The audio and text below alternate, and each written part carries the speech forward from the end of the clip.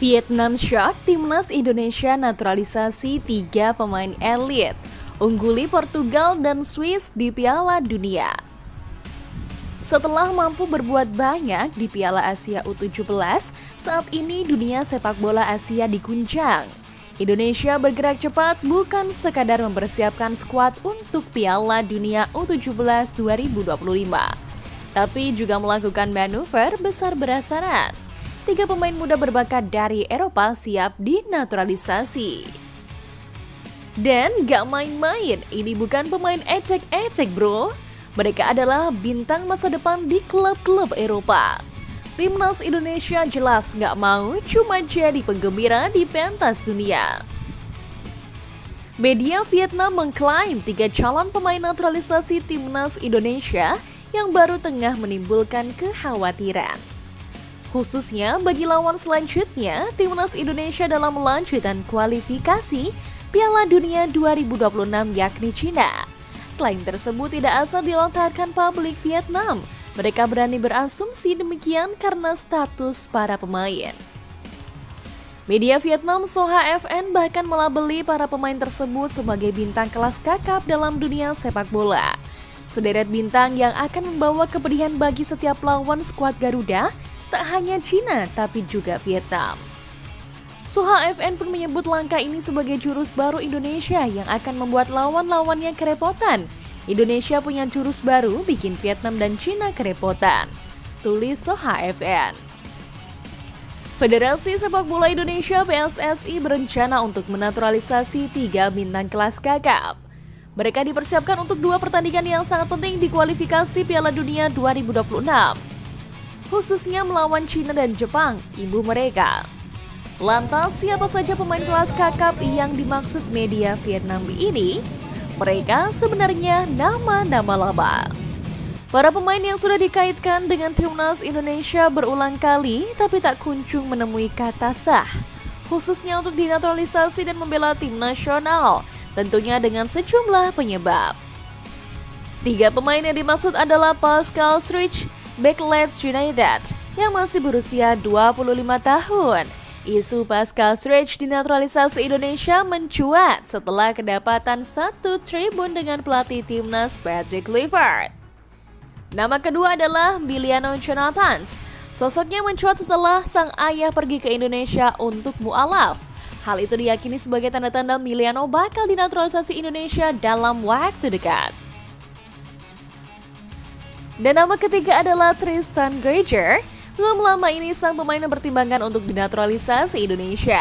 Vietnam pun menyadari langkah yang dilakukan Indonesia masih akan menyulitkan mereka dalam sejumlah turnamen.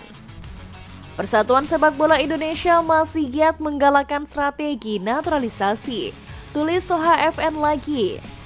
Mereka akan fokus pada kualifikasi Piala Dunia, ajang di mana tim Indonesia berpeluang besar melaju ke babak kualifikasi keempat. Di sisi lain, Timnas U17 yang saat ini mendapatkan kabar yang cukup baik, Federasi Sepak Bola Dunia FIFA telah membagi 48 negara ke dalam 4 pot, yang mana masing-masing potnya berisikan 12 negara. Lantas, dari mana dasar pembagian pot drawing Piala Dunia U17 2025 yang juga melibatkan Timnas Indonesia U17? Hal itu berdasarkan pencapaian masing-masing negara di 5 edisi terkini Piala Dunia U17, 2013, 2015, 2017, 2019, dan 2023. Selain tuan rumah Qatar, pot 1 berisikan Brazil, Prancis, Mali, Jerman, Meksiko, Argentina, Jepang, Inggris, Paraguay, Amerika Serikat, dan Senegal. Di luar Qatar, 11 negara di atas masuk pot one drawing Piala Dunia U17 2025 karena mendapatkan poin paling tinggi di 5 edisi terkini Piala Dunia U17. Ambil contoh timnas Jerman U17 yang merupakan kampion Piala Dunia U17 2023. Lanjut ke pot 2 ada Korea Selatan, Italia, Maroko, Uzbekistan, Belgia, Chile, Selandia Baru, Kroasia, Kolombia, Honduras, Venezuela, dan Honduras, Korea Selatan sendiri ditumbangkan timnas Indonesia U17 di laga pertama Grup C Piala Asia U17 2025. Di pot 3 ada timnas Indonesia U17 bersama Costa Rica, Tajikistan, Panama, Korea Utara, Pantai Gading, Tunisia, Kaledonia Utara, Kanada, Afrika Selatan, Austria, dan Haiti. Terakhir di pot 4 ada Bolivia, Republik Ceko, Mesir, El Salvador, Fiji, Portugal, Irlandia, Arab Saudi, Swiss, Uni Emirat Arab, Uganda, dan Zambia.